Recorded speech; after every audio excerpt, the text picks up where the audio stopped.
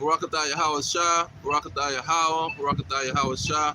All praises to Yahweh, Bahashem, Yahweh Shah, Bahashem Rekadash. Yahweh been the name of the Heavenly Father. Yahweh Shah been the name of His only begotten Son, who they ignorantly call Jesus Christ. I got a little rain out here, so I can't stand too far back from the camera. But today's lesson is the end according to prophecy, because we're getting closer to that sea hill, that grain of rice. We're getting closer to that yoke of bondage that they finna try to put on the world. These elite bankers, these high ones, kings of the earth, the rulers in high places, ruling in wickedness. We're getting closer to that time, and this is according to prophecy. See, and these individuals, they finna bring their yoke of bondage, which is the black horse. And when you go to Revelation 6, they talk about that black horse. But the black horse is just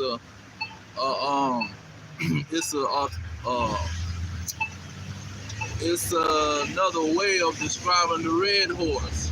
The pale horse is another way of describing the red horse. The red horse goes back to a nation, just like the white horse goes back to a nation. Because Yahweh Shah, who the Hebrew called Jesus Christ, he was on the white horse, and he's going back to a nation. See, he was the king of a nation, and he's gonna be their chief captain or their chief warrior leading his army. And you go in Revelation 19 and 19, he's gonna be on that horse, and he's gonna be leading his army. And that dragon, who is the beast, they gonna be leading their army, because they are a nation, a kingdom. When you go into Daniel talks about a kingdom being a beast. So that beast is a nation, and that red horse, that's a beast. It's 4 beasts.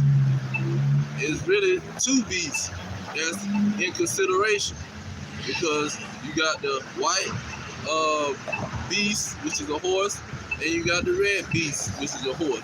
Just like when you go into Revelation 12, you got the woman, which is a nation, and you have the dragon, which is a nation, the red dragon. See, you got a red beast, just like the red horse, which is a beast, the red beast, and you have a white beast, or a woman that's pretty much given a different description, because she's gonna bear the child. They describe her as a woman because she bare the child of the nation of Israel, the savior of the nation of Israel. You see, but let me put this pocketbook down and go into these scriptures. I'm trying to maneuver with this rain umbrella.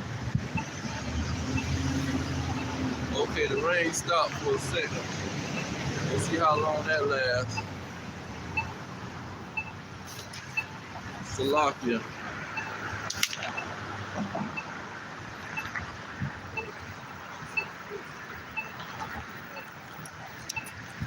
Bear with me 1 second. All right, let me start with Lamentations. Lamentations chapter 4.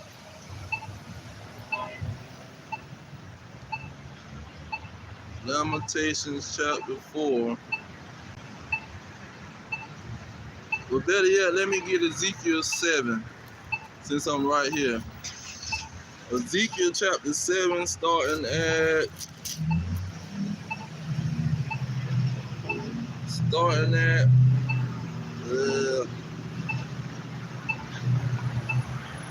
starting at verse 5. This is Ezekiel 75, Thus says the Lord, and evil, and only evil, behold, is come. Verse 6, an end is come. The end is come. It watches for thee. Behold, it is come. See, we're at the end. Let me get that lamentation. Now this rain starting to start back up. Lamentation 4.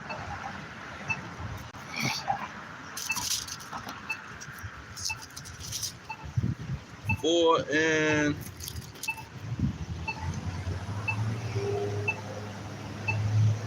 4 and 18. It says they hunt our steps, that we cannot go in our streets. Our end is near. Our days are fulfilled, for our end is come. See, they gonna hunt our steps in these streets. See, they gonna come with great wrath, and they gonna hunt our steps. See, they gonna be looking for the elect. They gonna be looking for the elect of the nation of Israel, because they know it's a chosen elect out of the nation of Israel, and they know these chosen ones, they're gonna be the ones to survive. Let's go into 2nd Ezra.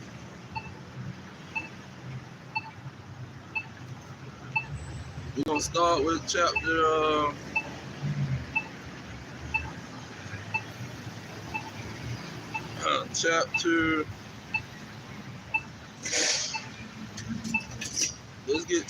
8.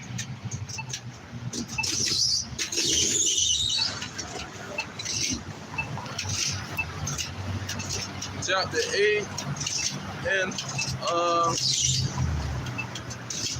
3. It says, the 2nd Ezra 8 and 3. There be many created, but few shall be saved.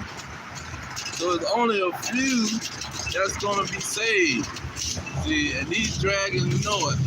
So they whole strategy is trying to stop the prophecy and trying to destroy the few. Let me jump back up to verse 1 of 2nd Ezra 8. It said, and he answered me, saying, the Most High have made the world for many, but the world to come for few. See, only a few is going to survive. And the Lord has set up a situation where he pretty much made it where it's going to boil down to that pretty much situation. Now let me go to the next verse. Verse 9. Because we don't measure the time and we know that this is the end. Verse 1 is the 2nd Ezra 9 and 1. It says, he answered me then and said, measure thou the time diligently in itself, and when you Salakia, and when you see part of the signs pass, which I have told you before, verse 2, then shall you understand that it is the very same time wherein the highest will begin to visit the world which he made. Therefore, when there shall be seen earthquakes and uproars of the people in the world, then shall you well understand that the Most High spake of those things from days that were before you, even from the beginning. See, that goes to, we're going to get that next, in Isaiah 46. It says, even from the beginning, verse 5, for like as all that is made in the world have a beginning and an end, and the end is manifest. See, The end has been manifest because you got people in these banks that's pretty much being a what you call a whistleblower on the day finna try to bring the sea here. See, these dragons is gonna bring that yoke that's gonna lock down the society, and you gonna have to do what they say. You gonna have to be their slave if you want some food to put in your mouth, if you want a place to stay, if you want a job. See, you're not just gonna be in their bank system that they run and control the world with and get away with it. Now, let's see here. Let's see here.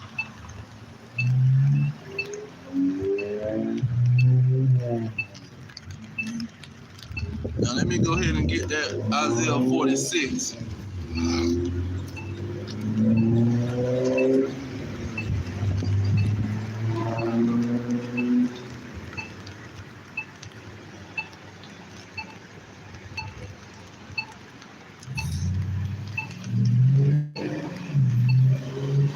Isaiah 46 and 10 to 9. It says, remember the former things of old, for I am God and there is none else. I am God and there is none like me. Verse 10, declaring the end from the beginning, and from ancient times the things that are not yet done, saying, my counsel shall stand, and I will do all my pleasure. See, he declared the end from the beginning. That's why thousands of years ago, he can tell the prophets what's going to happen in the end. See, that's why we know by prophecy, through the prophecy, we know this is the end. See, because he declared the end through prophecy. See, before the end came, he let it be known to these men. He showed them the vision. Let me get that in Habakkuk. Let me get it in Habakkuk. Habakkuk chapter 2. Starting at verse 2, he say, and the Lord answered me and said, write the vision and make it plain upon table, that he may run that readeth it. For the vision is yet for an appointed time, but at the end it shall speak. See, at the end, that's when the prophecy was going to speak, because he told the prophecy of the end in the beginning. See, in the beginning, he was explaining what was going to happen in the end. See, thousands of years before it happened, he was telling the prophets, this is how it's going to happen. You see? So in the end, it's going to start happening. See, if he's telling you something that's going to happen before, oh, let me get that. What is that? Oh, man. He said before it happened. Oh, man. But let me finish this and we'll get back to that. It says, for the vision is yet for an appointed time, but at the end it shall speak and not lie. Though it tarry, wait for it, because it will surely come, it will not tarry. See, because it's for appointed time. He appointed a situation to happen at a specific time, but he told the prophecy in the beginning. So it's not going to happen in the beginning when he told it. You got to wait to the end for it to happen. See, when the end comes, then that's when you're going to produce what happened. Now, let me go to Isaiah 55.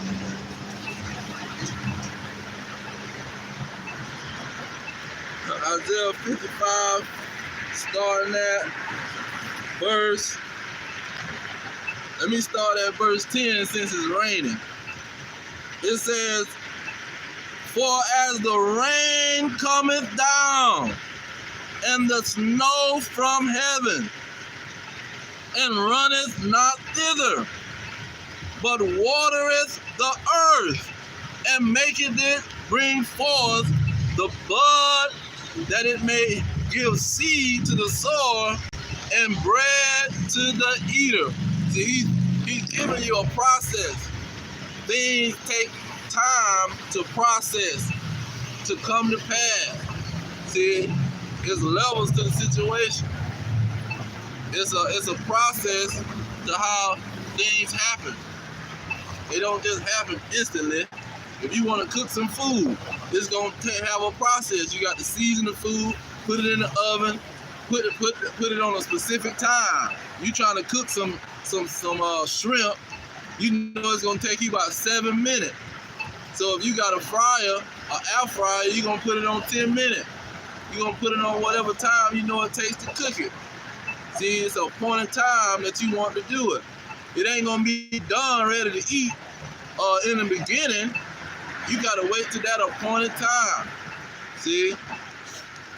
Now let's get verse 11. He says, so shall the word be that go forth out of my mouth. See, the words coming out of his mouth, it's gonna be a process.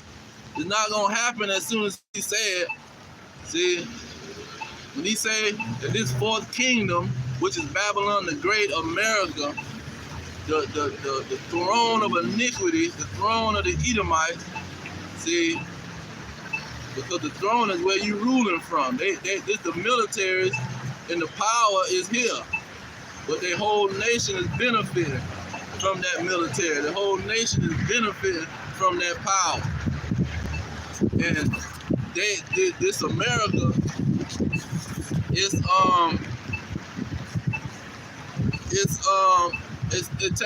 it took a process even for America to be established. But this place ain't gonna be destroyed as soon as he said it was gonna be destroyed. See, he said it was gonna be destroyed thousands of years before it was gonna be destroyed. But it has to go through a process. It has to go through a gradual building up to the time, you see, that it's time to cook on the grill. Because this place is going to be a major cookout for the Lord. He's going to be cooking all kind of people with that fire. Now, let me finish the verse, Isaiah 55 and 11. He says, so shall my word be that goeth forth out of my mouth. It shall not return unto me void, but it shall accomplish that which I please. It shall prosper in the thing whereto I sent it. See, he's sending it to the people, telling them as a warning that America is going to be destroyed with nuclear fire. Salaki. And it's not going to be in the beginning that it's going to happen. Because the process also had to do with the Israelites who was here in America. They had to be going through a process where they starting to wake up. They're going to have a great awakening. So when they first came, they had to go through their bondage. That's why it was set for a specific time. Let's get that in Revelation 11. And he got the time even in here.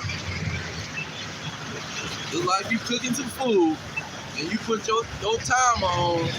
That food supposed to be done. It's supposed to come to an end at a specific time, at an appointed time. Revelation 11, starting at verse 11. It says, and after 3 days and a half, see, 350 years, that had to go by before he bring that in. It says, and after 3 days and a half, the spirit of life from God entered into them, and they stood upon their feet, and great fear fell upon them which saw them. See, the Israelites, the elect, they had to go through a punishment process 350 years. They had to go through a captivity of slavery. See, a punishment to be serving their enemies. They had an appointed time to serve their enemies, to serve the devil. See, they had an appointed time. So after that time, then the end is going to come into a process. So we measuring the time with when the signs that's passing, the signs of the Israelites being in bondage for 350 years. That's one of the signs. That's how you measure the time, through the prophecy. Okay. Now let me get Hosea. Hosea gave a time.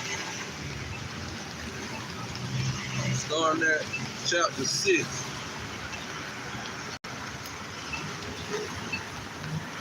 Hosea chapter 6,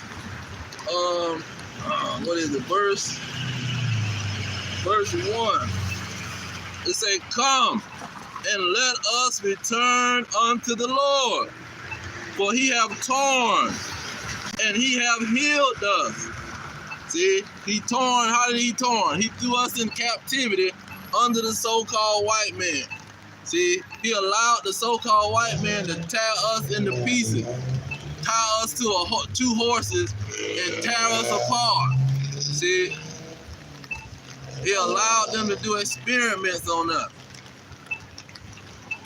use us as guinea pigs in his captivity, in his rulership over us. And then he said, and he will heal us. See, that's when he started to awake us and let us know who our enemies is. Let us know that we in captivity. That's why we going through this mess. That's why we poor and broke, because we in punishment. He says, he have smitten, and he will bind us up. Here's go to the point in verse 2.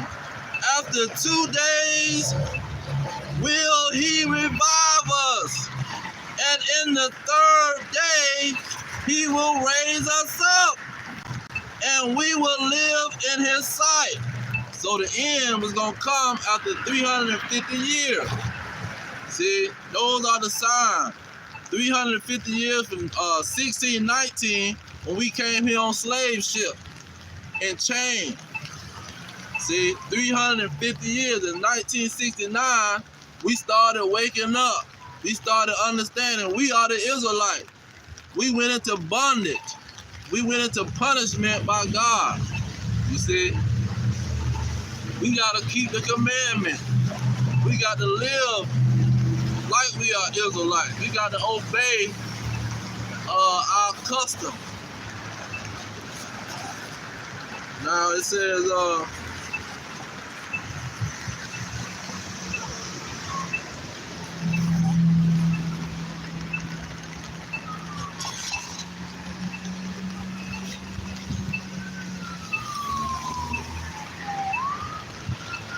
okay, so prophecy is dictating what's going to happen.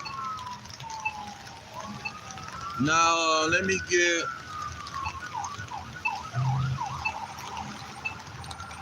Hosea chapter 3,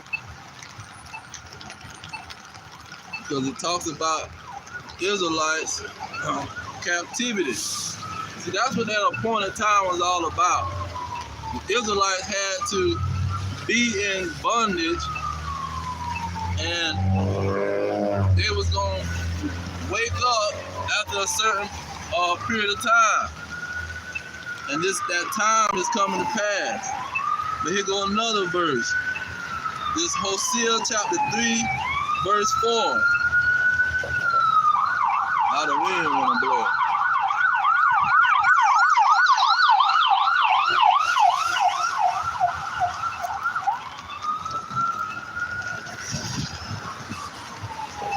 Hosea chapter 3, verse 4, it says, "For the children of Israel shall abide many days without a king." See, we don't have a king over us. Them 350 years we was in slavery, we didn't have a king. See, we had George Washington, Abraham Lincoln, Andrew Jackson. They was the king over their nation, and they had us in bondage. See, we weren't the free people in the Constitution. We were the 3/5 of a human being in the Constitution. It says, "For the children of Israel shall abide many days without a king, and without a prince, and without a sacrifice, and without an image, and without an ephod, and without a teraphim." Verse 5, "Afterwards shall the children of Israel return." See, after those 350 years plus, we were going to start returning. It says, "And seek the Lord their God, and David their king, and shall fear the Lord and his goodness in the latter days."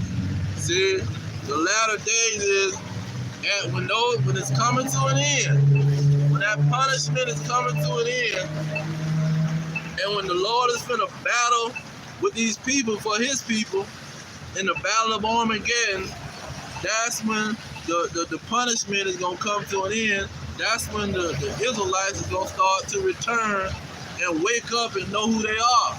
They're not going to be calling themselves blacks, Hispanics, Native Americans, Jamaicans, Haitians, Mexicans. See, they're not going to be calling themselves South Americans, Hispanics, Native Americans, Indians, Cherokee, and all this mess. They're going to understand, the elect is going to understand that they are Israelites. And a lot of the 2/3 going to know that they're Israelites.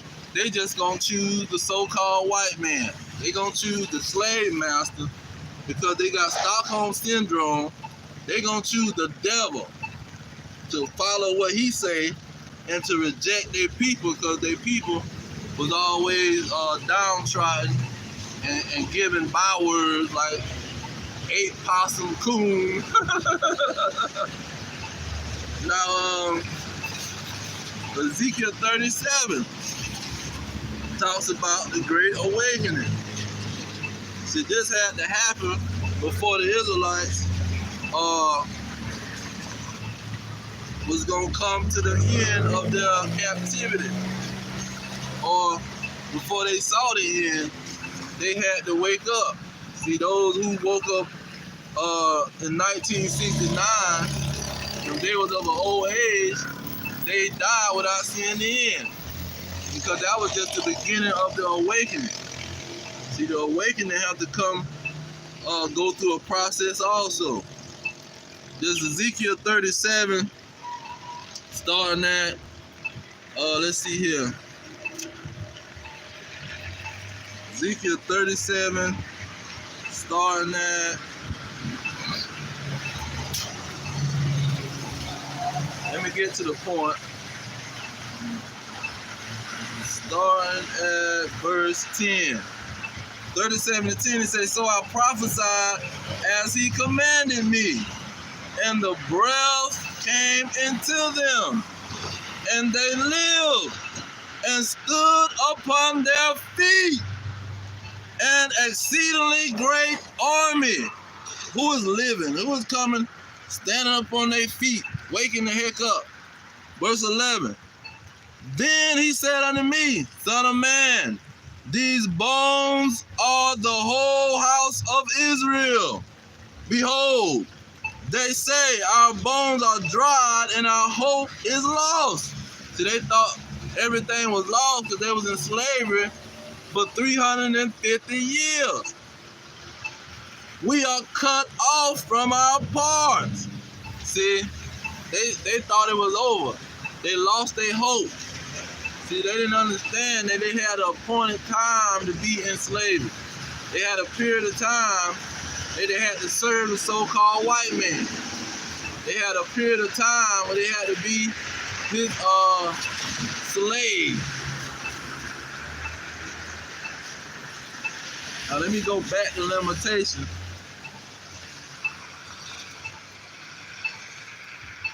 Lamentations chapter 4.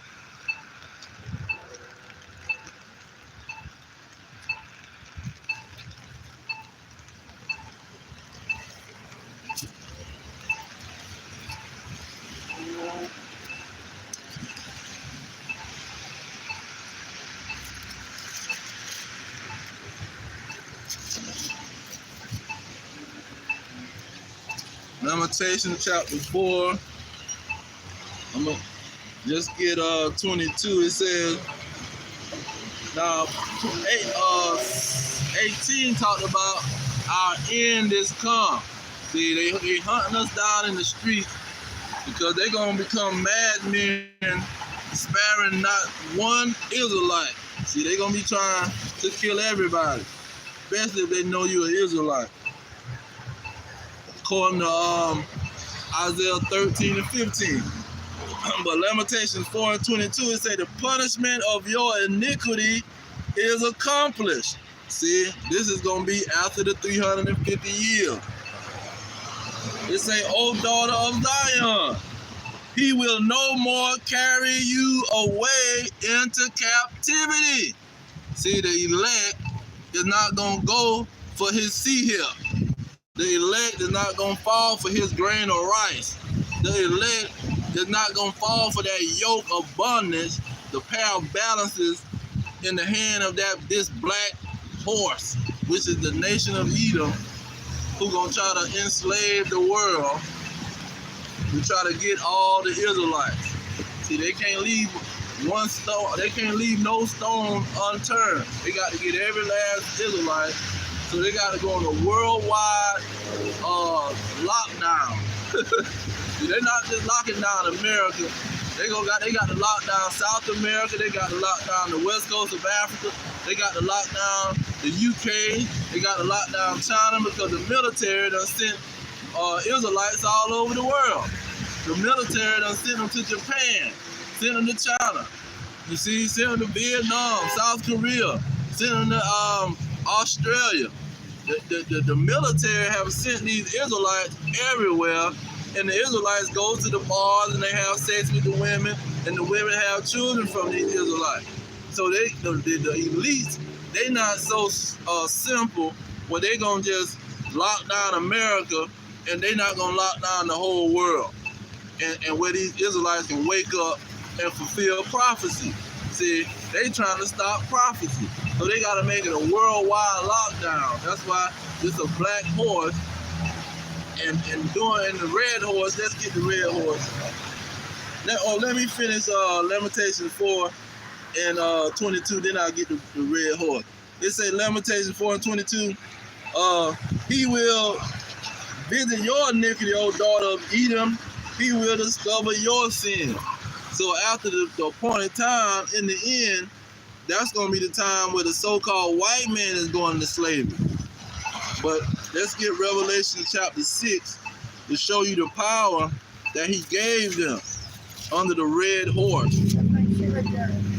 Because, let's see, verse 4, you say, and there went out another horse that was red, and power was given unto him that sat thereon to take peace from the earth. You see, that horse, that beast, that government was going to take peace from the earth.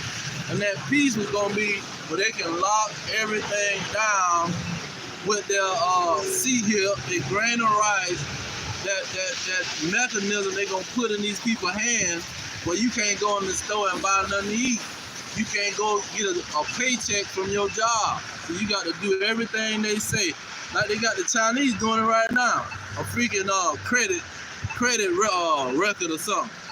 Well, they gonna tell you how much to eat. They gonna tell you how much to sleep. They gonna tell you everything. How much you can buy at the store because they got it all on the computer.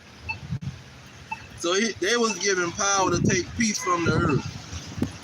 It says, and that they should kill one another, and there was given unto him a great sword. That great sword ain't just a bullet and a gun. That's a nuclear missile.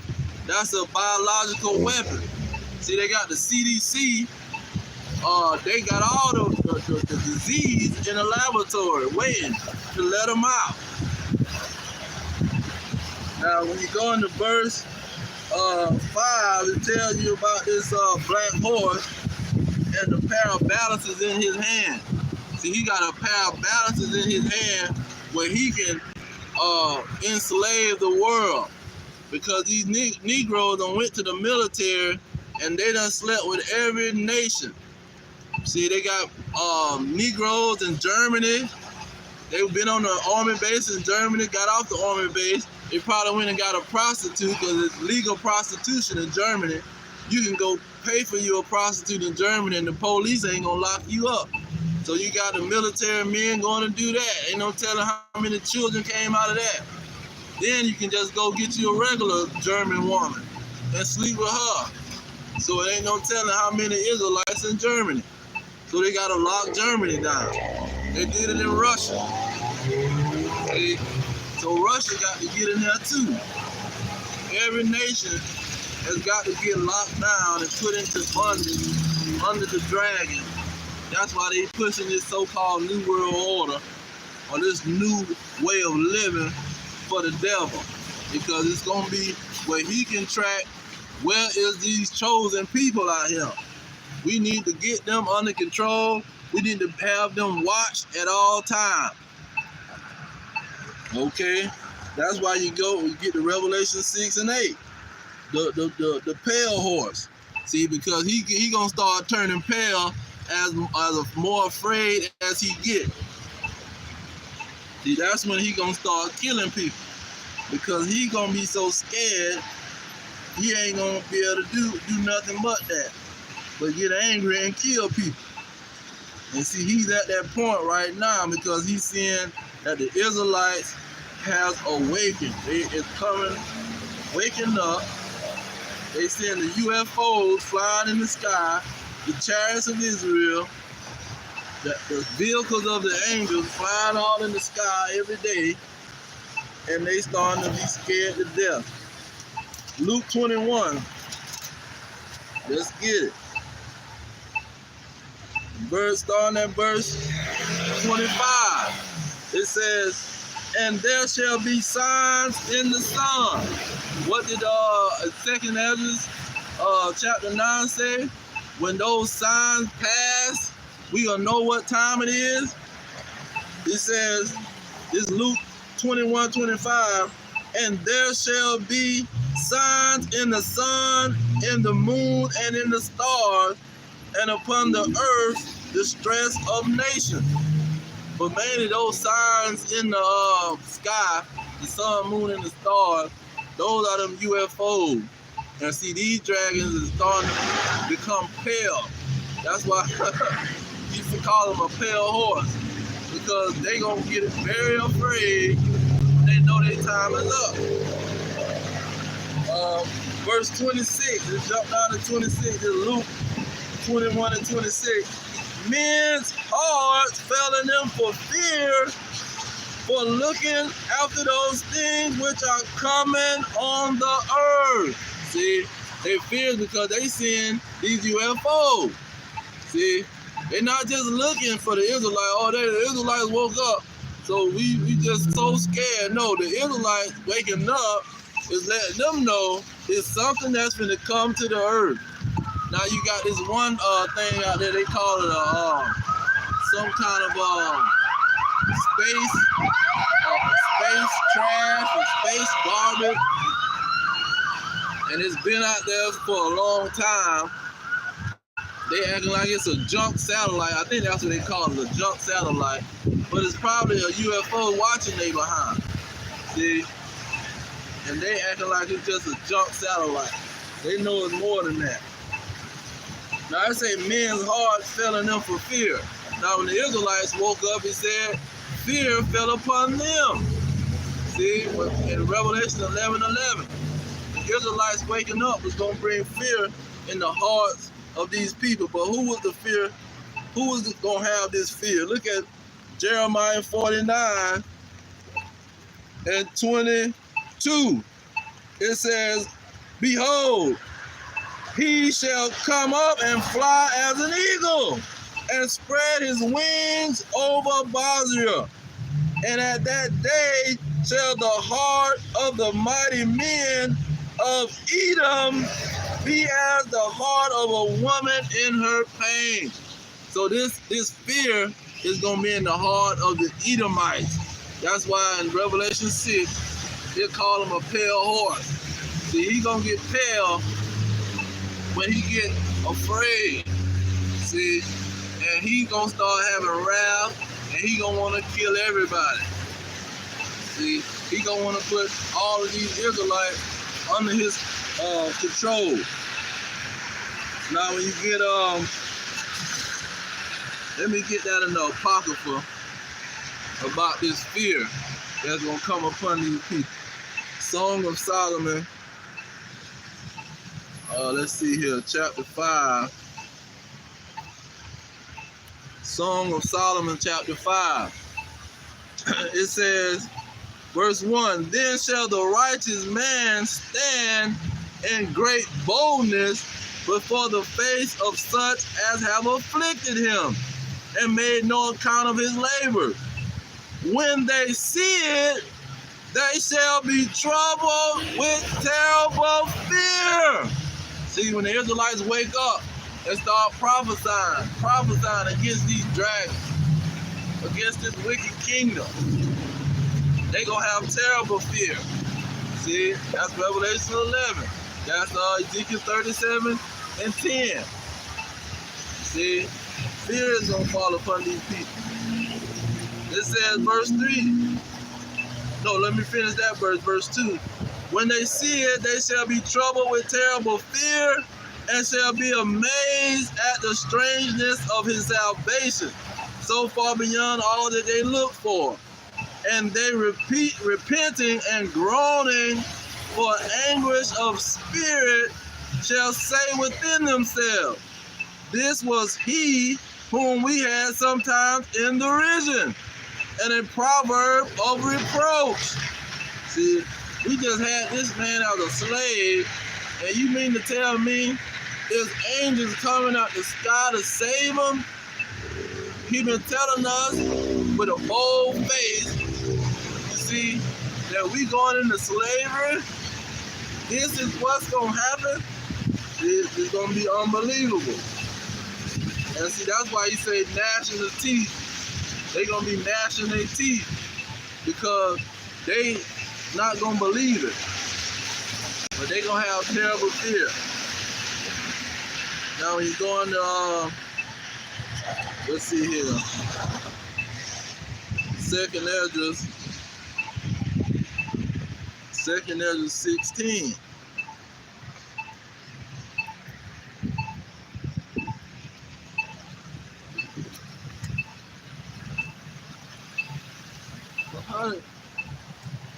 Phone and got wet. Hell. It say 2nd Ezra 16, and let me get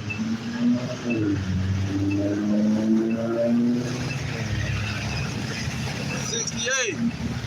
2nd Ezra 16 and 68. It say, for behold, the burning wrath of a great multitude is kindled over you.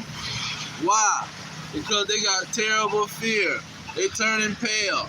They scared to death. See, they're in the military battleship looking at the radar. They're like, man, every year, every day, we've been seeing these UFOs, man. They coming to get us. Billy, they coming to get us, man.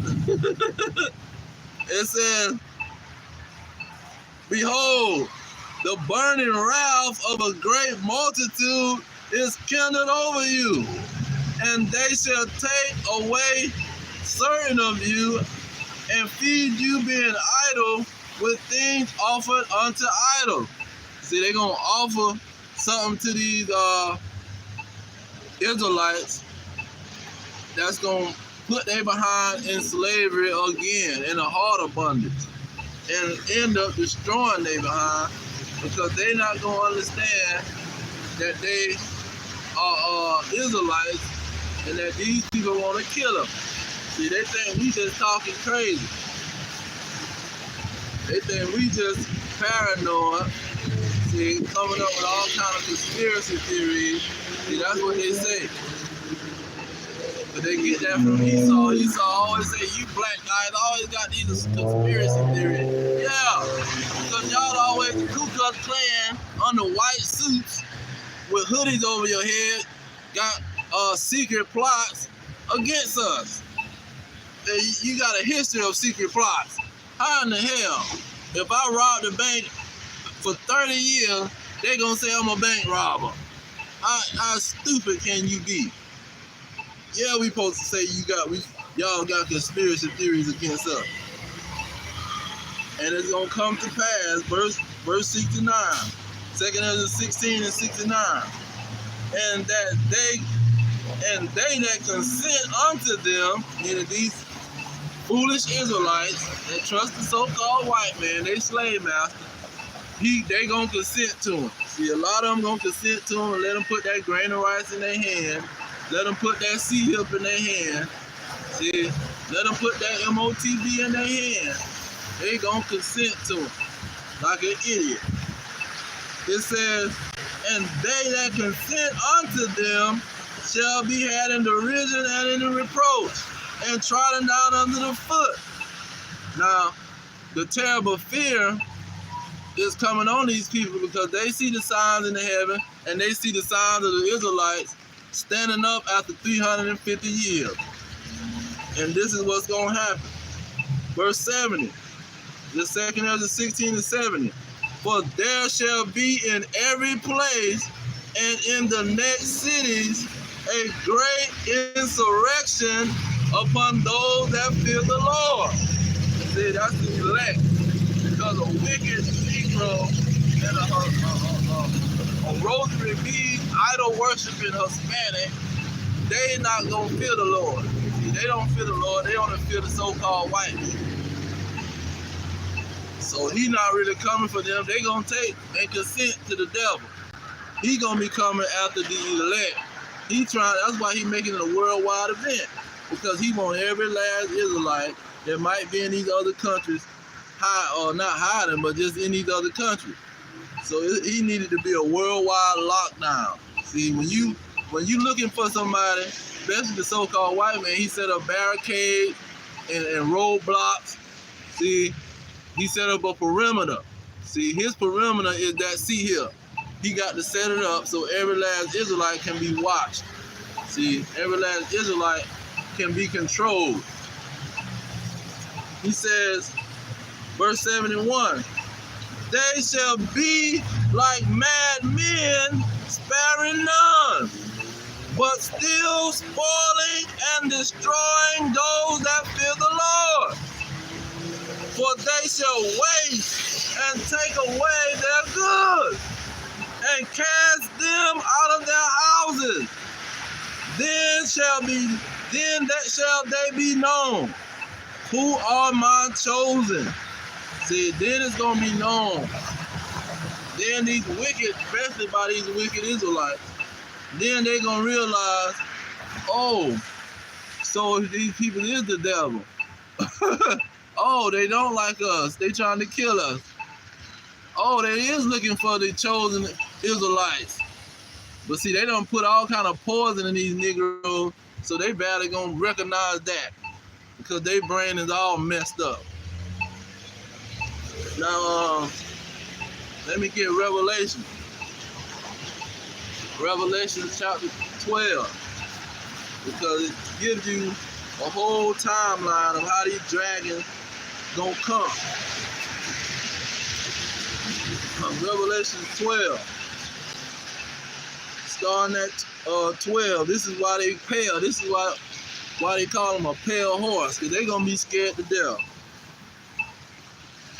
Revelation 12 and 12 is, I'm gonna get straight to the point. The last sentence of 12, it say, for the devil is come down to you having great wrath, because he knoweth that he have but a short time.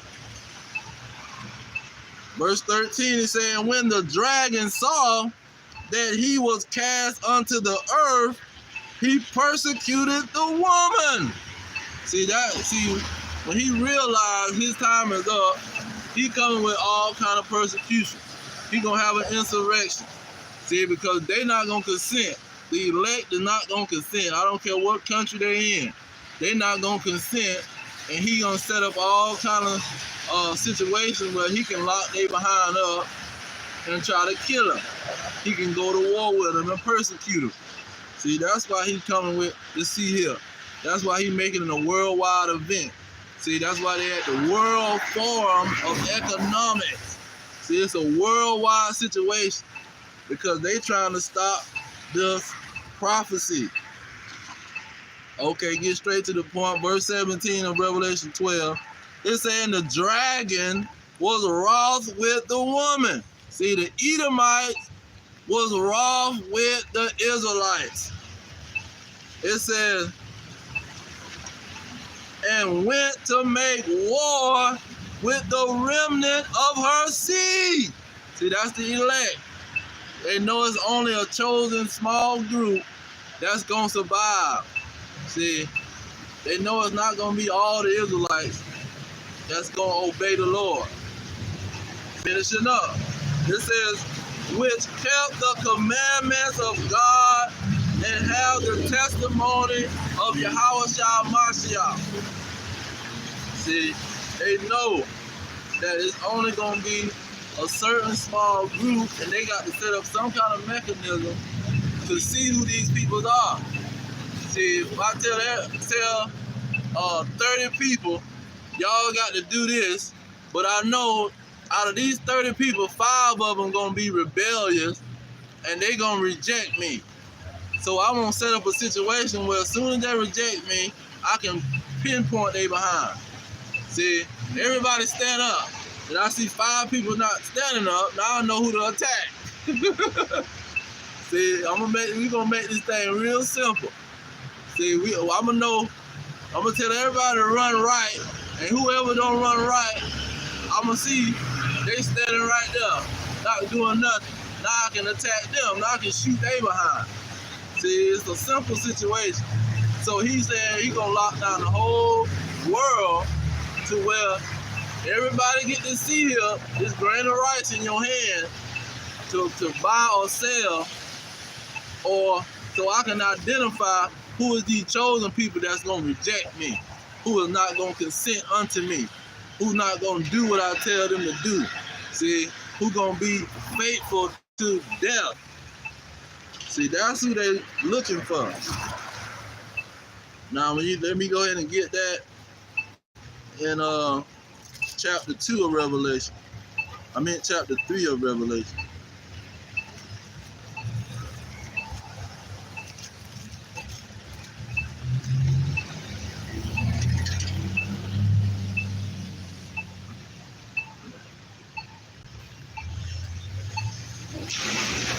I'm going to start with chapter 2, then I'm going to go to chapter 3.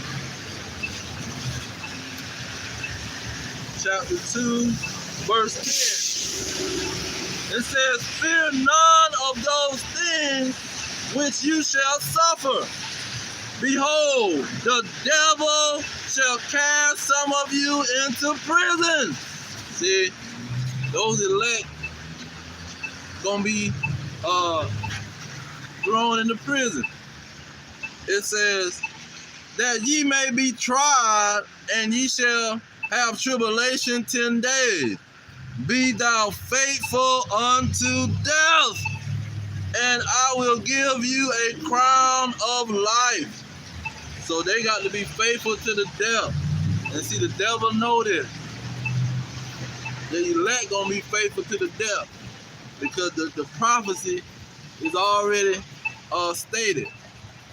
See, he gonna push it to the limit. That's why he's a foolish, described as a foolish nation. See, and the wicked, because he's not gonna go along with the prophecy. He trying to stop the prophecy. Revelation 3 and 10 is showing how he gonna get the whole world, but because he got to find his elect. Revelation 3 and 10 say, because you have kept the word of my patience, I also will keep you from the hour of temptation, which shall come upon all the world to try them that dwell upon the earth. See, all the world gonna feel it, because he already know that these Israelites done been scattered all over the world through many captivities, through the military of America. See, they've been scattered through the World War I, World War II, the Korean War. Then when they joined the military, they got to go overseas for 2 years. So they got to go over there if it's not a war. So the Israelites been coming from America, going into these other countries. They've been over there doing captivities. So he's trying to make sure he don't leave no stone unturned. All of the Israelites got to be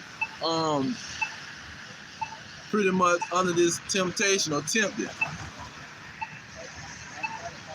And he gonna come after every last one of them.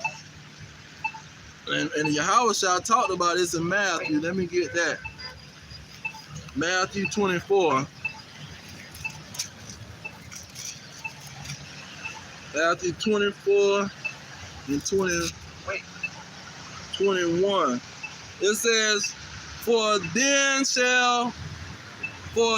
shall be great tribulation, such as was not since the beginning of the world to this time, no, nor ever shall be. 22. And except those days should be shortened, there shall no flesh be saved. But for the elect's sake, those days shall be shortened. So that he gonna stop the time just to come save the elect. Because if he don't, the Edomites, the so-called white man, is gonna try to kill every last Israelite. And he knows that they're gonna reject his offer. See, so he's gonna offer them to be a slave with his yoke of bondage that he's gonna present to the world. And he's already presented it, because you got people in Sweden and you got people in these European countries operating with it. See? Now, let me get Isaiah 59 to show how he coming. So this prophecy even let you know that these devils was going to try to come and do away with the nation of Israel. Let me get 19, Isaiah 59 and 19. It says, So shall they fear the name of the Lord from the west, and his glory from the rising of the sun. When the enemy shall come in like a flood. See, a flood, when the flood come in, it's coming to get everything. See, it's not tiptoeing, separating, and leaving spots dry. Everything getting wet. That's how the enemy coming. They want the whole world. It says, when the enemy shall come in like a flood, the Spirit of the Lord shall lift up a standard against him. See, he's going to give his elect the Spirit to reject these devils, to reject his yoke of bondage he's trying to put on them. See, so this is in prophecy that they not going to go along with the mess. But you're going to have 2/3 that's going to go along with it. See, 2/3 going to cave in to the pressure. See, they going to want to have food to eat. They going to want to have a job. they gonna want to have some place to stay. They ain't gonna want to go to jail. See, they're not gonna want to go to prison. See, they gonna take whatever he tell them to take. They gonna push that Romans 13 and say, obey the power that be. The Lord let us know. Let's go ahead and get it. Revelation 14. He already let us know you don't supposed to accept no other form of bondage that they coming with. That's why Lamentations said he will no more carry you away into captivity. Your punishment is accomplished. Once you have awakened and he attacked you, see, once he attacked the world and I done awakened you and brought the prophets, you don't supposed to consent to these devils. Now Revelation 14 and 9, it says, and the third angel followed them, saying with a loud voice, if any man worship the beast and his image and receive his mark in his forehead or in his hand, that's any hand, the left hand, the right hand, if you want to create another hand, any hand.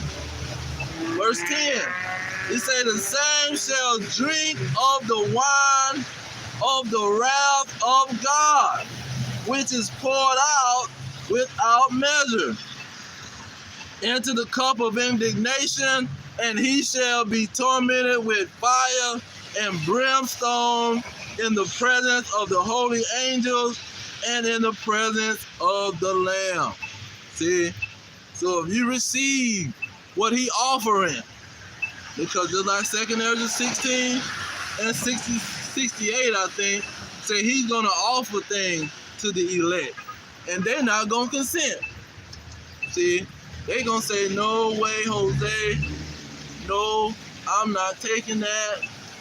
Thanks for the offer. Well, you can chop my head off, do whatever you got to do, but I'm going to be faithful unto the death.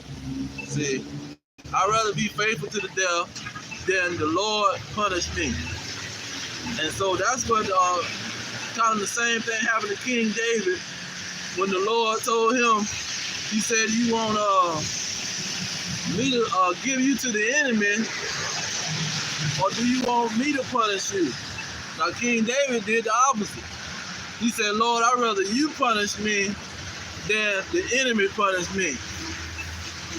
So the Lord sent a pestilence on the people. But see, he put a different spirit on the elect, the house of David. This time, now he's saying, you got to let these enemies, if it come to it, you got to let them kill you. See, you're not going to, I'm not going to punish you. You don't want me to punish you. Because the punishment I'm coming with is this lake of fire. See, I'm coming with a major punishment, but you don't want me to punish you. You better go with what the enemy got. See, they might just behead you, or you might not get punished at all by them. So you might as well go with what they got. Because what I got, you don't want that. This is going to be the great cookout of all time. See, let me get verse 12. This Revelation 14 and 12. He said, here is the patience of the saints, which are the Israelites. He says, here are they that keep the commandments of God and have the faith of Yahushua. See, this is what they gonna do. They gonna reject what this devil got for them, what this beast. See, and verse 8 talk about the great city. So it's really gonna be pushed in this great city because they know this is where the majority of the Israelites is. So they gonna push their sea hill, their grain of rice, their yoke of bondage. See, they gonna push that in America more than anything, because you got the majority of the Israelites here. Let's get that in Jeremiah. What is rain coming down? Jeremiah chapter 16. You got the majority of the Israelites here in Babylon the Great, America. 16, starting at 14, it says, therefore behold, the days come, says the Lord, that it shall no more be said, the Lord liveth that brought the children of Israel out of the land of Egypt.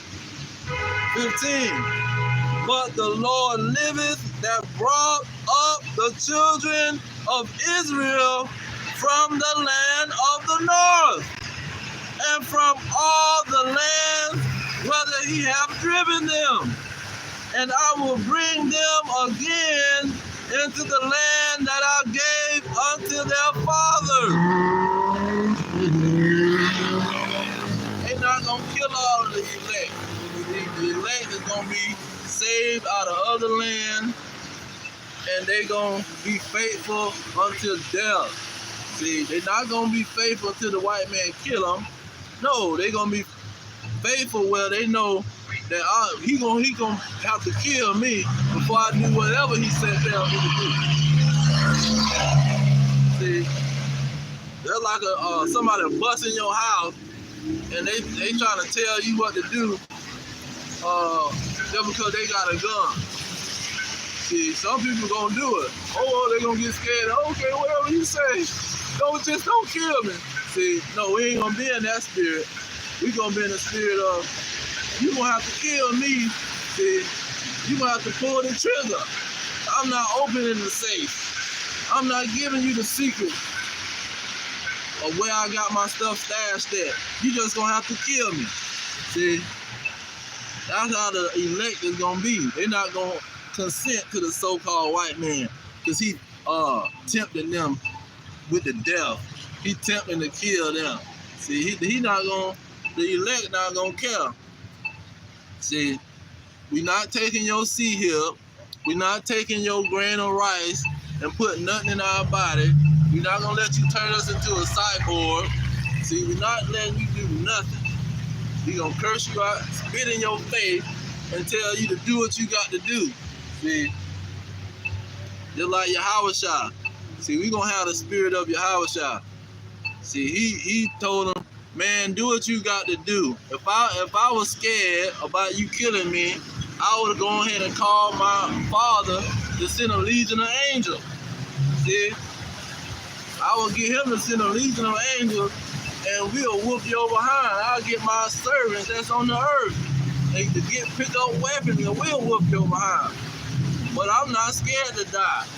See, I'm not scared to do what my father told me to do. I'm not scared to be faithful unto death. See? That's how the spirit of what Yahushua was in. He wasn't worried about what the Romans are gonna do. Oh, they gonna stick me in my hand with a one of those big nails or whatever they call it. They gonna slash me with a whip.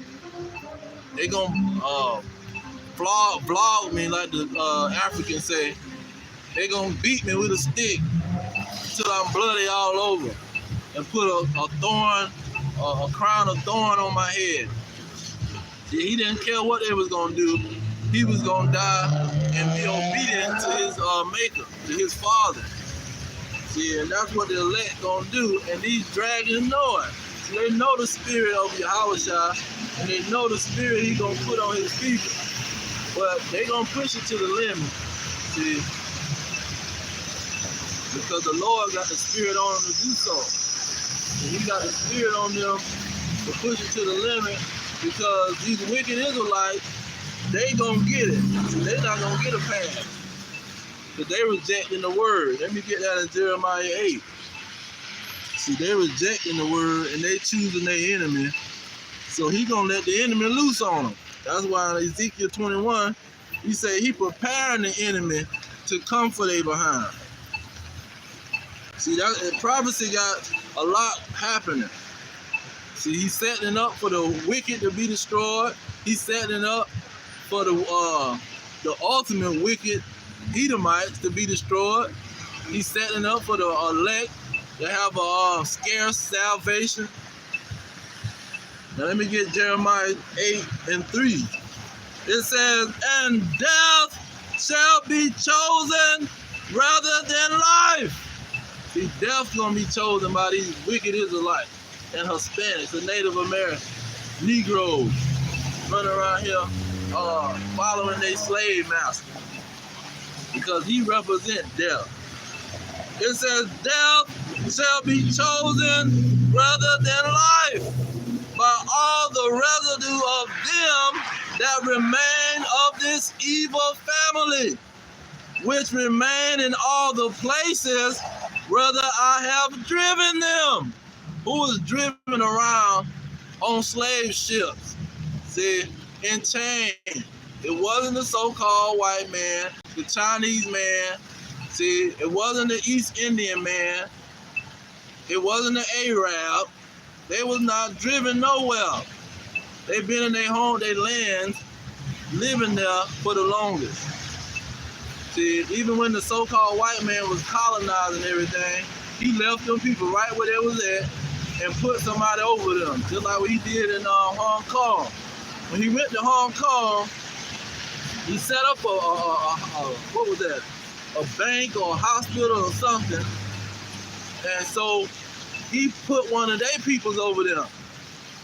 When he colonized them, he didn't push them out of the land and say, okay, all you Moabites and Ammonites, y'all go up north or y'all go down south and we gonna take over this land. No.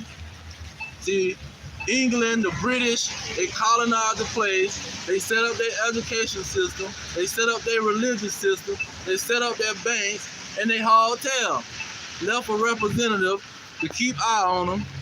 In 1865, see, this is how the white man operated. So none of these nations was driven out due to colonization. When colonization happened, it was only one nation that was spread around. That was the nation of Israel. They went down to the west coast of Africa, where you saw, it said the kingdom of Judah, and it was the slave coast. It was already slaves operating in that area. See, under the Hamites. The Hamites had them in slavery already. So they was already being scattered by the Hamites, being scattered by the Arabs. See, they were running from the north, because the north had them in exile. They was expelling them out of Europe altogether. So they was already trying to migrate to the west coast of Africa, where the other peoples was at. So this is how these elect pretty much is going. They gonna not consent to this dragon, and these 2/3, they gonna go with it. Let me go ahead and get it in Zechariah. While we talking about the 2/3, who's gonna consent to the devil? We're not concerned about these 2/3, because ain't nothing you can do about it. The Most High say, I'm blinding them so they can't see the operation. See, he's using the so-called white man to blind them. So what we gonna do about it? You can cry all you want, and you ain't gonna be able to do nothing about it. You better just be happy that he chose you to follow what's going on. Now I think it's Zechariah chapter 13, verse 8. Let me get close because it's rain kicking up. It says, and it shall come to pass that in all the land, says the Lord. See, all the land. All the land. We've been talking about this sea hill, according to prophecy, going worldwide. He said, 2 parts therein shall be cut off and die, but the 3rd shall be left therein. See, 2 parts of the Israelites It's gonna say, yes, sir, master. Whatever you say, master, we'll do whatever you want us to do. You want us to put the grain of rice in our hand? Okay, we'll do that, master. See, they gonna turn into an ultimate coon and do what they slave master tell them to do. But the elect, the 1/3, is not gonna do it. They gonna spit in the slave master's face and say, you're gonna have to kill me before I do what you say. See? It says, verse 9, and I will bring the 3rd part through the fire. See, they're gonna reject his offer when he try to get them to receive that mark. And I will bring the 3rd part through the fire, and will refine them as silver is refined, and will try them as gold is tried. They shall call on my name, and I will hear them. I will say, it is my people, and they shall say, the Lord is my God. See, they're not going to consent to the devil. But you got the 2/3. That's their appointed lot that the Lord appointed for them. See, he put that, he wrote it down. Let me get that in Daniel. He wrote it down. This is what their life gonna be. Because he wrote in a book who was gonna do what and what was gonna happen to everybody. He wrote it down in the book. Daniel 12:1. What is his name? It says, at that time shall Michael stand up, the great prince, which stand for the children of your people, Daniel. See? And there shall be a time of trouble, such as never was since there was a nation, even to the same time. And at that time your people shall be delivered, every one that shall be found written in the book. So if they were written in that book, and they not gonna consent to what this devil is talking about. The Lord already put it in their destiny that they is gonna reject this devil. See, they gonna reject what they coming with, and they gonna be faithful unto the death. See, some of them might be faithful until where the devil kill them, because they was faithful in the old days, and they're gonna do the same thing now. Yahweh was the faithful. They call him the faithful witness, because he didn't give up. Let me get that in Revelation 19.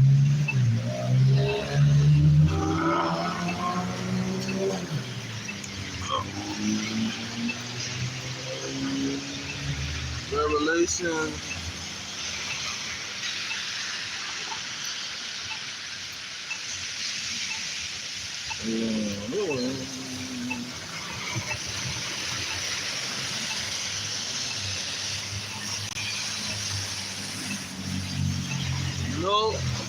'This is Revelation chapter 1, Salakia.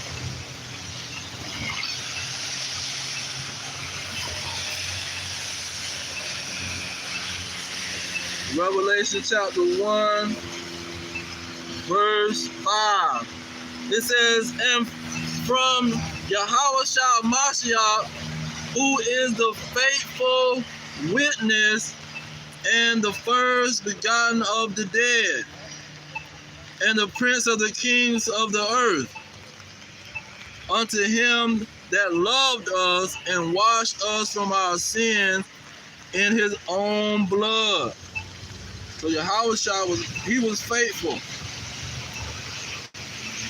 He didn't give in to the devil and let himself become weak and say he gonna do what the devil tell him to do. And I'm talking about them Romans.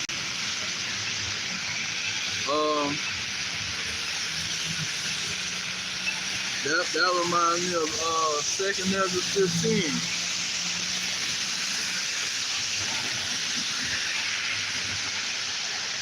Second Ezra 15, it says, behold, chapter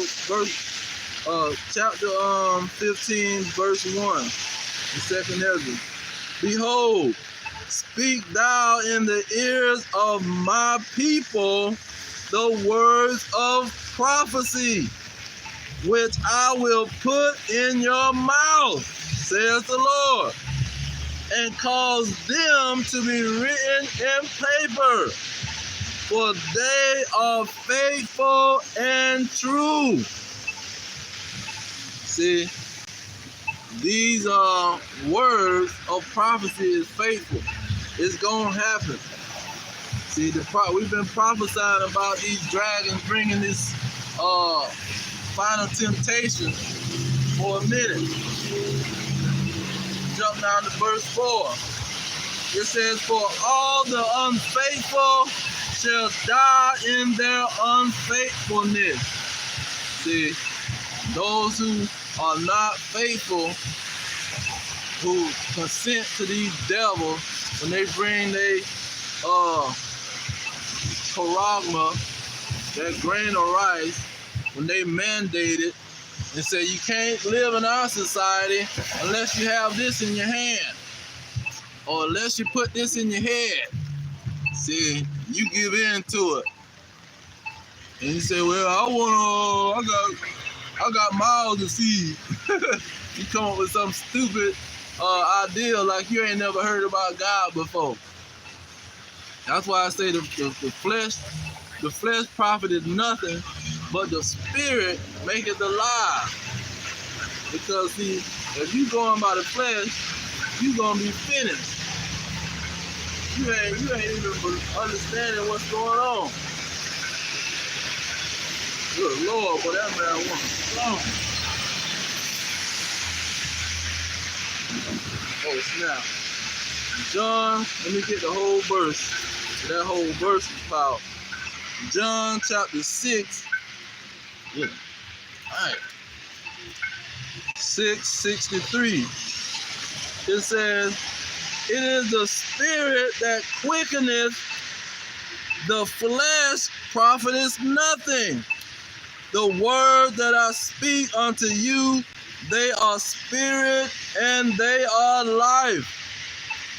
So the word that's gonna bring you life.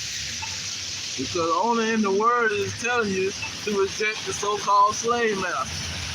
See, everybody in the world, they're gonna be saying, okay, well, I guess that's not what we got to do. We got to go with the flow, or you got to go with the times. Everybody moving to digital, so let's go digital. What's the big deal? You just put it in your hand. Then it'll come up with the fact that the thing caused cancer. See, that's even more of a major prophecy that's exposing all the lies of the devil. And when I say devil, I mean every deceiver that's out there is exposing they behind. Because they done came up with a whole study that these things that they gonna want to put in your hand cause cancer. And the scriptures talk about it. Revelation 16:2. It says, and the first went and poured out his vial upon the earth, and there fell a noisome and grievous sore upon the men, which had the mark of the beast. See, they came down with a grievous sore.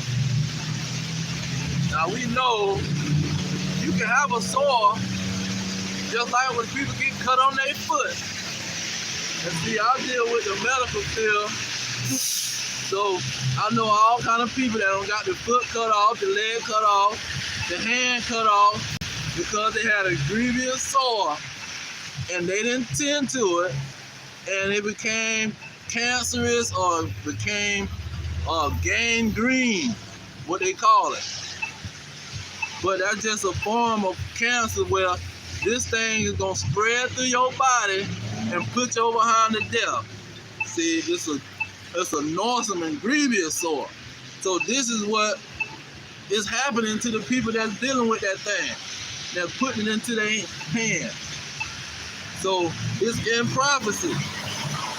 See, and that situation alone is let us know that this is the end. This is the appointed time. See, it's after the 350 years that the Israelites had to serve their enemies. It's after they had a awakening, where you got Kanye West and Kyrie Irving all on the TV, all on social media, people talking about it left and right. You got people marching at the Man's Stadium. You got people sharing what Kanye West talking about. See, all these people know about the Israelites. It's not hidden under a rock. See, so they don't got no excuse not to know. But those events made the Great Awakening even greater, because you had a lot of people that might have woke up with those events. And so this is the appointed time. That's why they saying that this year might be the year. Now the bank people are already saying that they about to bring it. In Trinidad, they already showing how they got a freaking syringe in the bank. Why would you have a syringe in the bank? Because you planning on using that syringe. See, you planning on sticking somebody in their hand, man, so they can buy and sell something. But you got these Christians talking about, oh, the mark is spiritual. Because in the Old Testament, it talked about the hand and the head in a spiritual way. See, well, this is Revelations. This is not talking about some mess in the Old Testament. See, this is Revelation about what he's seen. He's seen the beast was going to do something. The beast was going to offer you something. This ain't you in the Old Testament, the Lord telling you not to go to the left or not to go to the right. See, this is not the nation of Israel where the main enemy is their sins. No, this is the revelation where your enemy is a whole kingdom. Your enemy is a whole government. And the Lord telling you that these enemies is going to come to you and offer you something. They're going to try to kill you if you don't take it. So how are you in the Old Testament talking about the left hand and the forehead? And it's spiritual. You're a spiritual idiot. An idiot is for a retarded person. You can't even think straight, man. These people coming with something they gonna offer you, and if you don't take it, your livelihood gonna be taken. They gonna put the pressure on you. They already came with their poison and gave you an example. That was the Most High. He was giving you an example of what the strategies that your enemy was gonna use on your behind. The psyop, they call it. A psychological operation. He showed you that's the word I like to use all the time. Operation. People say, why you keep using that word? See, because that shows you everything. You see the whole operation of how this devil is gonna come. He's gonna come on the television and try to promote the situation. He's gonna use all kind of influential people. He's gonna use your family. See, everybody telling you, oh, I prayed about it. You prayed about it taking some poison from the devil. What you praying about, man? Nobody care if you pray. You taking poison from the devil, you praying, that's going to do something. Oh, look, that's what they're talking about with the pig. Oh, I can eat a pig if I just pray over it. You say pray over your food. You eating poison, man. You can't pray over poison. Go buy some rat poison out of Walgreens and sprinkle it over your fish. See what's happened to your behind.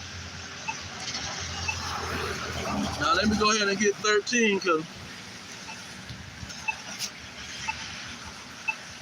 we're going to get into every detail of 13. Now 13 is Revelation 13. They talk about the beast. Now in verse 1, let you know the beast and the red dragon is the same thing because they got 10 horns.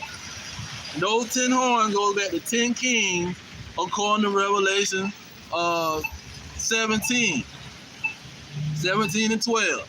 Those 10 horns is 10 kings.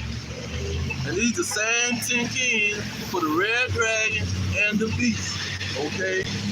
So these 10 kings, they got a special situation.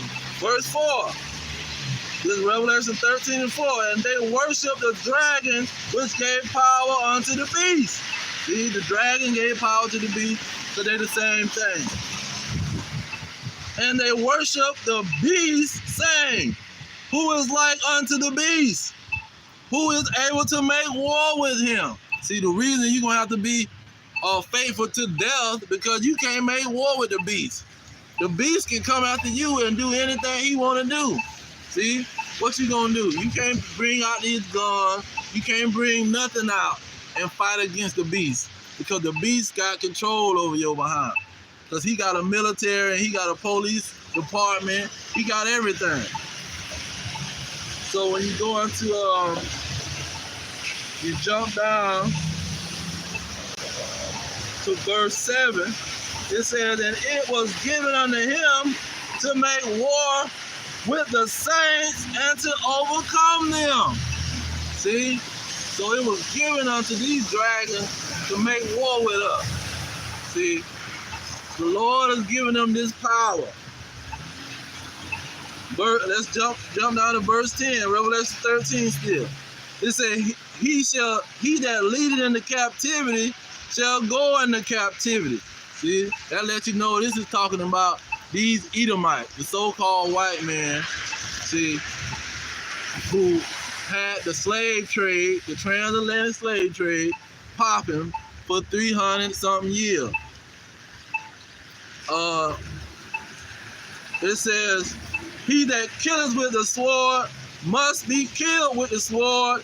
Here is the patience and the faith of the saints. So the payback coming to these Edomites who put us into slavery.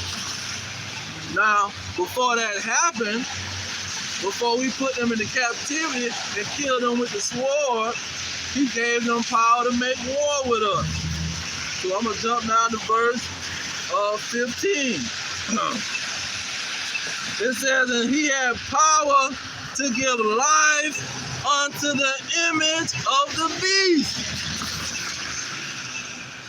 that the image of the beast should both speak and cause that as many as would not worship the image of the beast should be killed. See, so now you got the image of the beast. They gonna force you to worship. And it's pretty much telling you, just like they said, who can make war with the beast, man? You ain't gonna be able to do nothing. You gonna have to obey what they tell you to do. When they ready to lock your behind up, you gonna have to get locked up. What you gonna do? You can't fight them. See, you can't war with the beast. It's impossible, man. These people got tanks and robots and drones and chemical weapons and weapons that can go into the sound weapons. They got all kind of weapons that they can come with. Verse 16, it says, and he caused all, both small and great, rich and poor, free and bond, to receive a mark in their right hand or in their forehead. See, he gonna cause all. You got $1 million in your banking account, you gonna have to take it. You got 300,000, you gonna have to take it. You got $30 in your bank account. You're going to have to take it. He says, verse 17, and that no man might buy or sell. See, that's why they got a syringe in the bank. See, what are you talking about? A spirit, something spiritual, man. People. It says that no man might buy or sell save he had the mark. So unless you get this mark, you ain't gonna be able to buy nothing, man. That's the main part. Because a lot come with that. Everybody ain't a businessman in America, see. We ain't worried about selling nothing. Especially Negroes. Most Negroes ain't worried about selling nothing. They worried about buying something, see. They want to be able to buy something. That's why they ready to sell their soul. That's what they'll sell their life. They'll sell their whole life to the devil, to their slave master, because they want to buy something. See, that's why when you go to Revelation 6, it say he gonna get power to kill you with hunger. Because you gonna want to buy some food. You gonna want to buy something to eat. A Negro back can go 30 minutes without putting some food in his mouth. See? They better can go an hour without thinking about some food, drinking something. So when he tell you, oh, you can't buy no food unless you get my permission. Now you talking about something big. See? And that's why the black horse was talking about a penny for barley and it's talking about food and money, man. Food and money is the situation. And that's where the famine is coming from, because there's food out here. See, it's food in America, and a lot of these people probably taking that food to their bunkers. See, because these dragons got bunkers all over the world. They probably shipping all kind of food to the bunkers. They got ways to zip the food up, just like you zip the weed and the marijuana. They zipping it up to try to preserve the food in their bunker. See, so they stashing all kind of food. The military stashing food. They probably got all kind of food stashed away. And even with all that stashing that they doing, there's still food out here.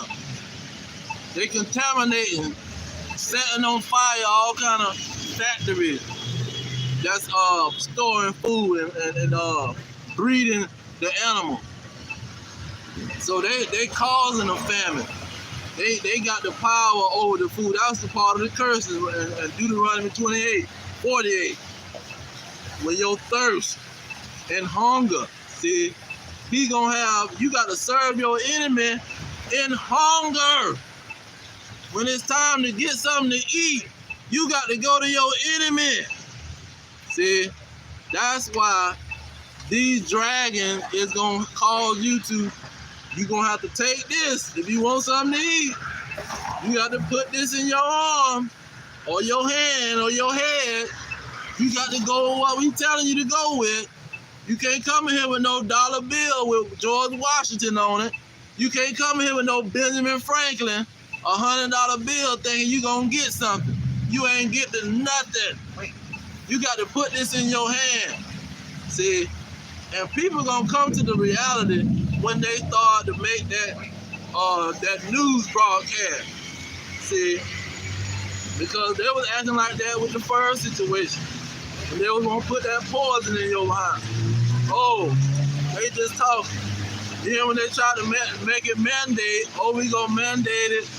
You can't have employees that ain't took this darn poison in they behind. Then people start to get scared. Well, I'm gonna just quit then. I'm gonna go look for another job. It ain't fair. You see, then they come to the reality. Well, before it happened, they all that. They so prideful. Let me get that in their pocket.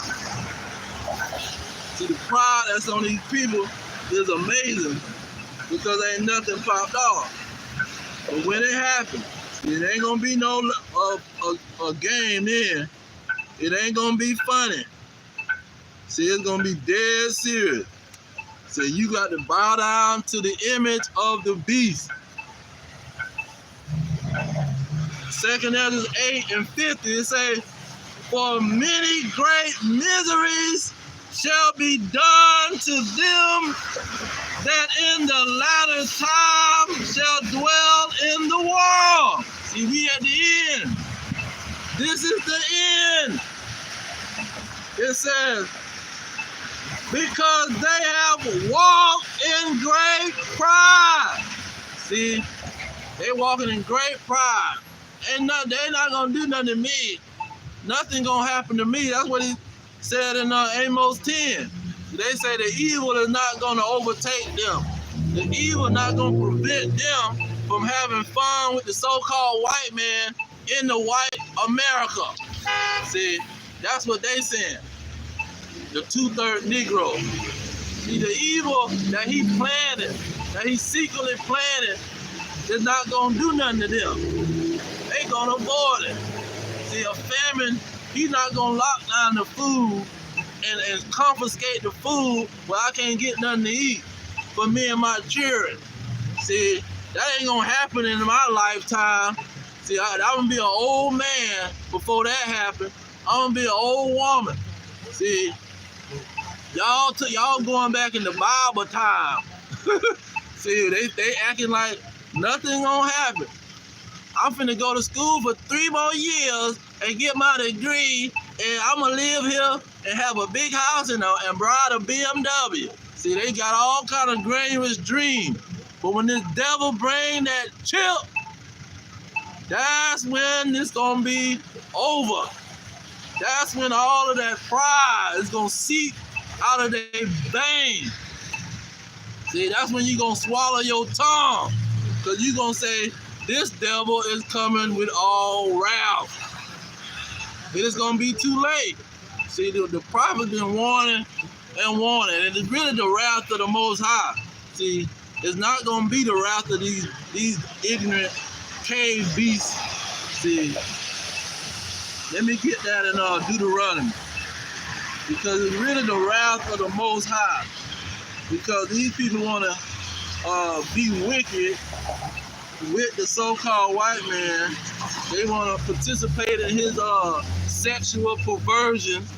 They want to participate in destroying the children. They want to participate in hating the order that God set up for the family. They want to cause wickedness to prosper in the country, walk around butt naked, showing their narrow, stinking behind. Deuteronomy 32. Deuteronomy 32 and 39. Salakia. 51 chapters and everything. Okay. It says, see now that I, even I am he, and there is no God with me. I kill and I make alive. I wound and I heal. Neither is there any that can deliver out of my hand. See, nobody can save these people from the Lord. Where is it?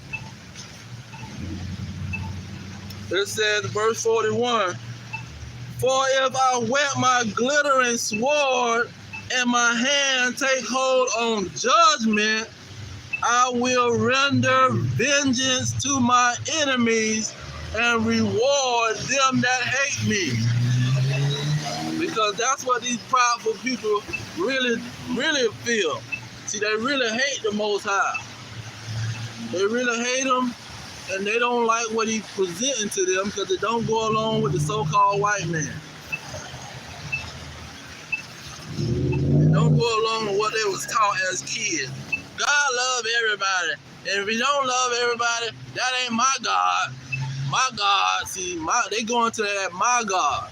So that means you saying, if this is what God is, you gonna serve another God other than that one.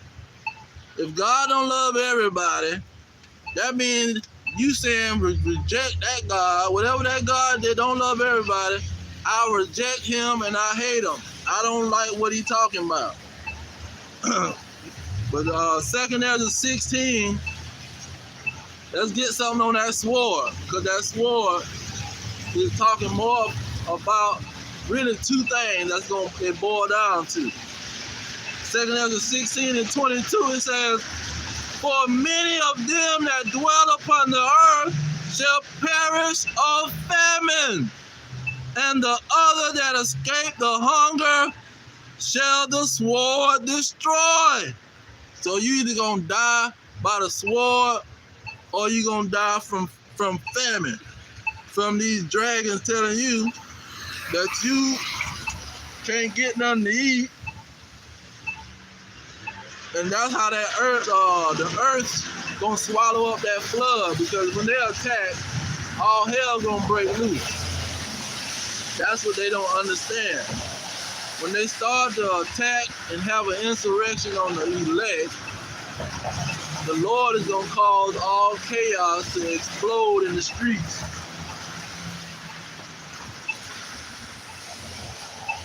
And so they don't understand that they're gonna try to lock it down and say, okay, you can't get nothing to eat, da da da. But that's why the famine is gonna be so powerful, because once all hell break loose, now they got the food confiscated and your people ain't gonna be able to get to it. It ain't just gonna be sitting in the stove. See, this is Ecclesiasticus 39 and 28. It says, there be spirits that are created for vengeance, which in their fury lay on sore strokes. In the time of destructions, they pour out their force and appease the wrath of him that sent them. So the Lord is going to send spirits, vengeful spirits.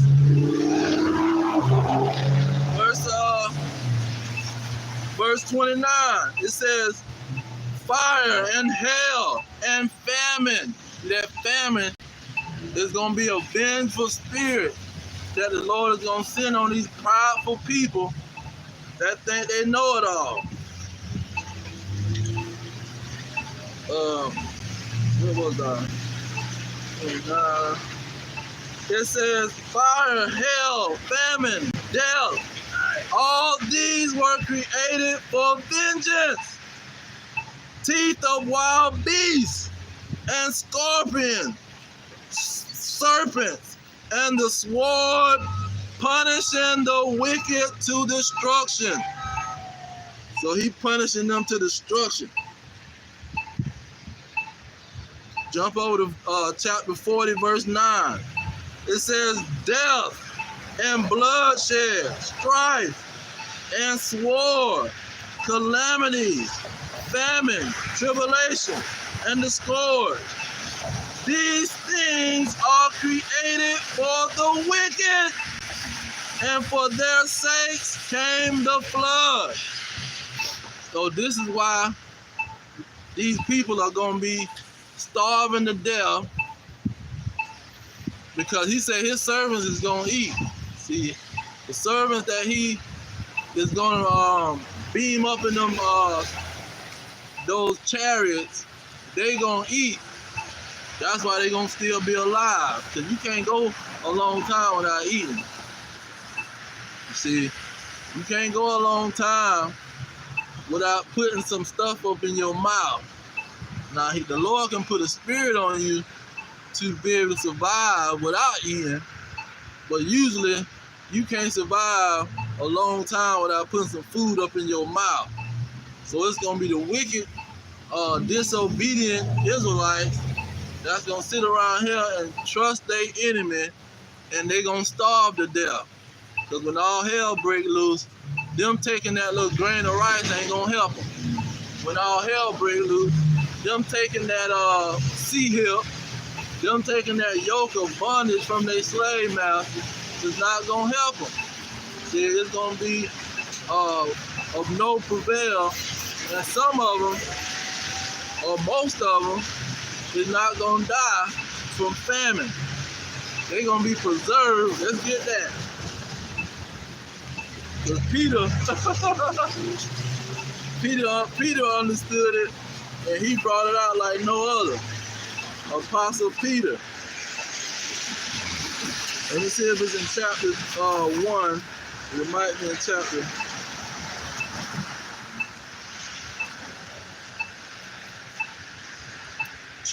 3. Okay, it's in 2 Peter. 2 Peter 2. Okay, 2 Peter, it says, let's see here.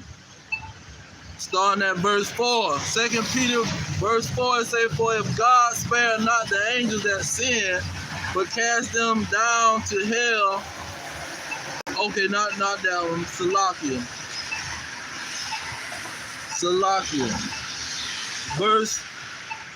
Verse 9. Let me get verse 9. 2 Peter chapter 2, verse 9. It says, the Lord knoweth how to deliver the godly out of temptation. See? And to reserve the unjust unto the day of judgment to be punished. So he gonna reserve a lot of these people so they can be punished with that fire, that nuclear fire, that lake of fire. So that's what America's gonna be. It's gonna be a lake of fire. Now, did the rain stop? Nope.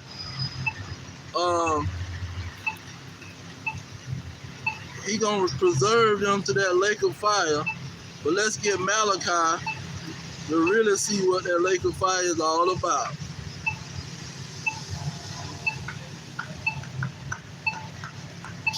Malachi chapter 4.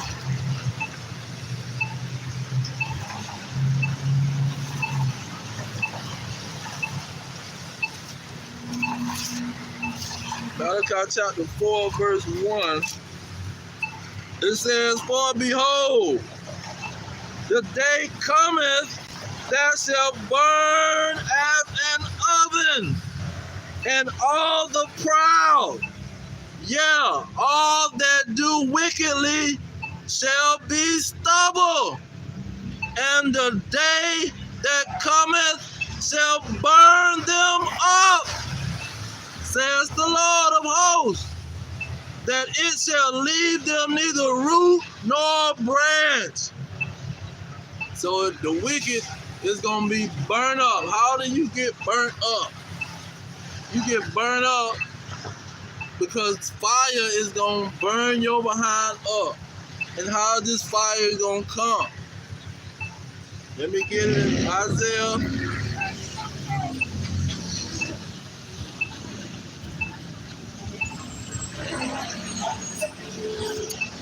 Isaiah 34.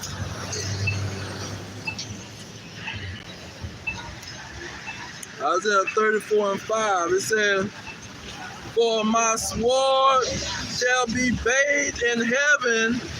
Behold, it shall come down upon Idumea and upon the people of my curse to judgment. So that sword is talking about that nuclear fire coming down from the sky, and it's going to be landing in Idumea, which is Basra, the land of the Edomites, Babylon the Great, America. See, that's where the fire is going to be at. And then you're going to have chariots flying all over the place, zapping people that he wants to zap. Because not only is the elect in all these other lands, the wicked of the nation of Israel in some of these other lands. And a lot of them going to get zapped by these chariots. See, They all gonna experience that fire. But I'm gonna leave it there. We at that time where these Edomites is coming with their temptation, and this is the temptation really from the Most High. It's really his see here. See, it's really him putting the pressure on these wicked Israelites, and to see how faithful his elect is gonna be to him. Which he got all of this stuff planned and written down in the book of life. It's all been written before it happened. So we're just going according to prophecy. As the title says, according to prophecy, we is at the end of what the Most High planned on happen. What he predestinated. See, what he purposed to happen. But I'm going to leave it there. All praises to Yahweh, Bahashem, Yahweh Shah, Bahashem, Rekakadash. Double honor to the elders pushing the truth. Peace and these elect worldwide. Our kingdom is at hand. Shalom.